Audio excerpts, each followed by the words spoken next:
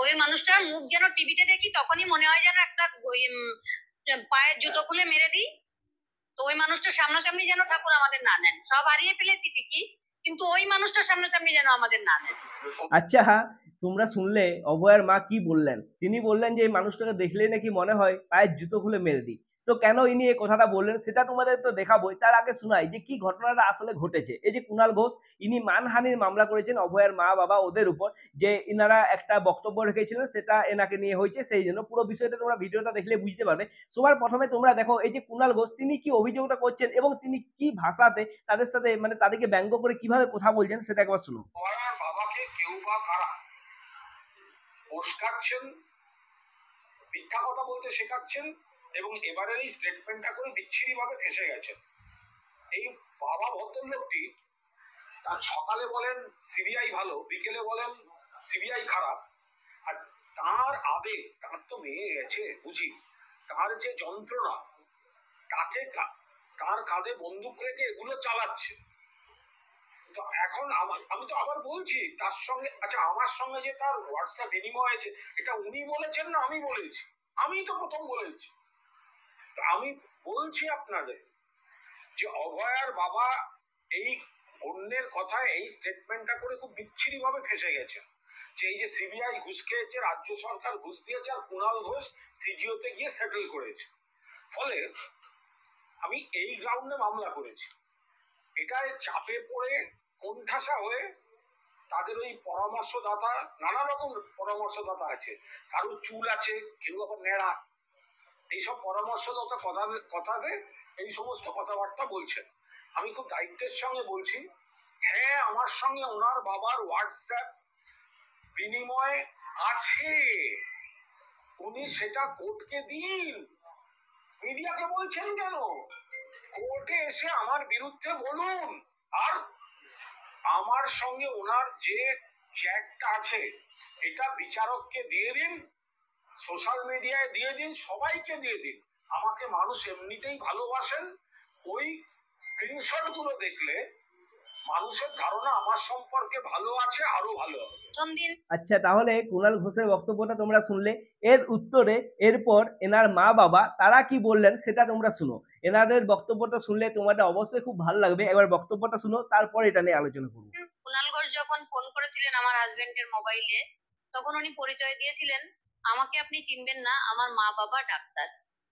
তা ওনার মা বাবা ডাক্তার হলেও আমিও সম্মান রেখেই বলছি, ওনার মা বাবা ডাক্তার, সম্মানীয় ব্যক্তি, কিন্তু ওনাকে শিক্ষা দিতে পারেনি, ওনাকে মা বাবার কুসন্তান হয়েছেন। আচ্ছা, কি বললো শুনলে তো, যে ওনাকে শিক্ষা দিতে পারেনি, উনি মা বাবার কুসন্তান হয়েছেন। তাহলে মানে এনাদের কতটা একটা রাগ আছে ওনাদের উপর সেটা কিন্তু এদের বক্তব্য শুনলে তোমরা অবশ্যই বুঝতে পারছো। ওনাই সবসময় বলেন যে আমার মেয়ের বিচার হয়ে গেছে, তাও আমরা কোনো রাজনীতির শিকার হয়ে বিচার হয়নি বলছি। আজকে যদি ওনার ওনার নিজের মেয়ে, আমি বলবো না, আমি কারো খারাপ চাইতে পারি না, কিন্তু পরিবারের কারো যদি এরকম হতো, উনি কি বিশ্বাস করতেন যে সঞ্জয় একা অপরাধী? সঞ্জয় একা একটা হসপিটালে কর্মরত একজন ডাক্তার, তাকে একজন সিভিক ভলেন্টিয়ার মেরে চলে গেল, আর কেউ কিচ্ছু টের পেলো না, এটা উনি কি বিশ্বাস করতেন? আমাদের মাননীয় স্বাস্থ্যমন্ত্রী কি নিজে মন থেকে বিশ্বাস করেছেন এটা? তাহলে আমরা মেনে নেব। মন থেকে একবার আমাদের সামনে এসে বলুন যে হ্যাঁ বিচার হয়ে গেছে, একজন হয়েছে অপরাধী, এটা মেনে নেন। এটা আমরা কখনো মেনে নেব না। আমাদের লড়াইটা এখানেই, আমরা কোনো রাজনীতিও করব না, কিচ্ছু নেই। কুণাল ঘোষ। আচ্ছা, তোমাদের কি মনে হয় যে এই যে আরজি করে ঘটনা ঘটেছিল শুধুমাত্র একজনই দোষী হতে পারে? তোমাদের কি মনে হয় সেটা অবশ্যই কমেন্ট করে জানাও, আমিও জানতে চাই। এনার মা যেমনটা বললেন না, যে তোমাদের যদি মনে হয় সত্যি আমায় কমেন্ট করে একবার জানাও, আমি জানতে চাই যে একজনকে পক্ষে কি সম্ভব, একজন মেয়েকে, তিনি একজন ডাক্তার প্রাপ্তবয়স্ক মানুষ, ঠিক আছে, তাকে একজনকে এভাবে কাবু করে এরকম করা বা এরকম তার উপর অত্যাচার করে তাকে হত্যা করা একজনের পক্ষে আদৌ কি সম্ভব? সেটা তোমাদের কি মনে হয় সেটা আমাকে অবশ্যই কমেন্ট করে জানাও। প্রথমে কথা দিয়ে নম্বর জোগাড় করে আমার হাজবেন্ডের অনেক বড় মেসেজ পাঠিয়েছিলেন মোবাইলে। প্রথমে আমার হাজবেন্ড চিনতে পারেননি, কিন্তু আমি ঠিক চিনেছি ওনার গলার স্বর। আমি উপর থেকে ফোন যখন ওনার কাছে এসেছে তখন আমি বুঝতে পেরেছি উনি কুণাল ঘোষ। আমি ওনাকে গিয়ে বলছি, কেন ওনার সঙ্গে কথা বলছো? তুমি কথা বলো না এনার সঙ্গে, মানে ওনাকে ব্লক করে দাও। কিন্তু উনি সবসময় মেসেজ করতেন, বলতেন না ঠিক আছে মেসেজ করবো না, উনি হয়তো আমাদের সাহায্য করবেন। প্রস্তাবের আচ্ছা, শুনলে তো ইনি কি বললেন যে কুণাল ঘোষ কিন্তু তাদেরকে প্রথমে হোয়াটসঅ্যাপে মেসেজ করেছিলেন এবং তিনি হয়তো সাহায্য করবেন সেটা ভেবেই এনারা তার সাথে কথা বলছিলেন। প্রস্তাব কোনদিন আমার ওয়াইফকে মারবে না, এটা আমি 100% গ্যারান্টি দিয়ে বলতে পারি। প্রস্তাব আজ থেকে যখন রাজনীতি করতো না বা রাজনীতি কি পরিচয় ছিল জানতাম না, যখন প্রথম যেতে রাজনীতি তার কি পরিচয় জানতাম না, এখন কিছু কিছু পরিচয় জানি। যখন থেকেই আমি প্রস্তাবকে জানি, প্রস্তাব কোনদিন এসব করবে না, কারণ আমার মেয়ের পেশেন্ট ছিল। এছাড়াও আমার যে মেয়ের যার সঙ্গে আমার মেয়ের বিয়েরও কথা ছিল, ওরা দুজনই মানে বন্ধু।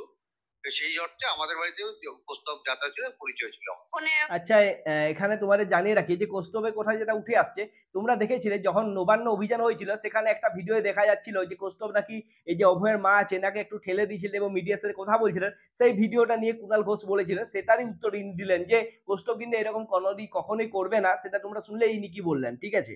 বলেছেন, হোয়াটসঅ্যাপে লেখেননি কিন্তু ফোনে এগুলো আমাদের বলেছেন। টাকা নিয়ে সেটেল হয়ে যেতে, এমনকি ভোটেও দাঁড়াতে ওনাদের সঙ্গে। আমাদের একমাত্র মেয়ে চলে গেছে, আমরা কোনো রাজনীতি চাই না, আমাদের কোনো মাথা খারাপও হয়ে যায়নি, যে যাই বলুক। আমরা কি কোনো অপরাধ করেছি? আমাদের একমাত্র মেয়ে, সে অন ডিউটি অবস্থায় হসপিটালের মধ্যে তার খুন হতে হয়েছে, ধর্ষিত হতে হয়েছে। তার দায় স্বাস্থ্যমন্ত্রী আমাদের কিছুতেই এড়িয়ে যেতে পারেন না। আমরা তাই স্বাস্থ্যমন্ত্রীর পদত্যাগ চেয়েছি। এটা আমাদের দিক থেকে আমরা কোনো অন্যায় করিনি। যে মনে করছেন যে অন্যায় করেছি তারা অনেক কথা বলছেন।